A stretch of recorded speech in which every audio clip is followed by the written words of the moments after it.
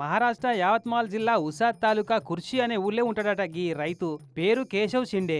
అయితే ఈ రైతు పొలం మీదంగా వార్దా, నాందేడ్ సిటీల నడుమ కొత్త రైల్వే లైన్ వరుస్తందుకు ప్లాన్ వేసిందట రైల్వే. ఇక లైన్ వరవాలంటే 2 దిక్కుల భూమి జాగా సేకరించాలి కదా. ఇక అట్లనే అందరితో పాటు ఈ కేశవ్ షిండేకు ఉన్న 7 ఎకరాల పొలం జాగా తీసుకుంటందుకు కూడా ఒప్పందం అయిపోయింది. ఇక ఈయన పొలంలోనే రైల్వే స్టేషన్ కూడా ఏర్పాటు చేయాలని ఫిక్స్ అయ్యారట.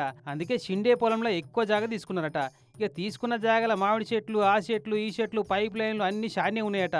ఇక అన్ని అట్లనే లెక్కగట్టి జాగ ఎట్లుంది, ఎట్లా ప్లాన్ గీయాలని సర్వే కోసం వచ్చిన రైల్వే ఉద్యోగులలో ఒక ఆయన ఉండి పొలం నడిమిట్లున్న ఈ చెట్టును చూసి షాక్ అయిందట. ఎందుకంటే ఇది అసంటి ఇసంటి చెట్టు కాదు, మరి ఎర్రచందనం చెట్టు అట. అదే మన పుష్ప సినిమాలో స్మగ్లింగ్ చేసే రక్తచందనం చెట్టు అన్నట్టు. ఎంతో లేదన్నా 100 ఏళ్ల మీద వయసు ఉంటుందట చెట్టు. ఇక ఆయన దబ్బున ఆ రైతును పిలిచి, ఏమయ్యా కేశవ్ షిండే, నీ పొలంలో ఇంత ఇలువగల చెట్టు ఉంది కదా, నీకు తెలియదా ముచ్చట అని అంటే, తెలియదు సారు అని ఆ షిండే ఆయన కొడుకులు కూడా చెప్పిరట. ఇక తెలిసినాక ఊకుంటారా, ఆయనతో ఈ ముచ్చట రైల్వే అధికారులకు లెటర్ రాసిరట.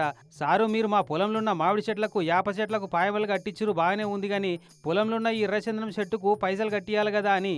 అయితే రైల్వే అధికారులు రెస్పాండ్ కాలేదట. ఇక ఇట్లా కాదని అక్కడ జిల్లా కలెక్టర్కి చెప్పిడట.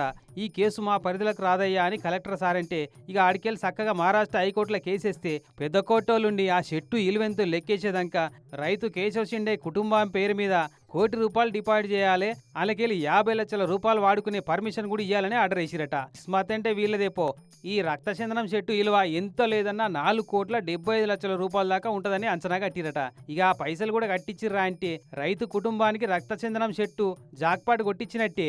ఇన్నేళ్ల పాటు కొట్టేయకుండా పొలంలో కాపాడినందుకు రైతు రుణం తీసుకుంటున్నట్టే ఉందిలే ఈ స్టోరీ. మరి అట్లుంటది, చెట్లను మనం కాపాడితే అవి మనల్ని కాపాడితే అనేది ఇందుకే.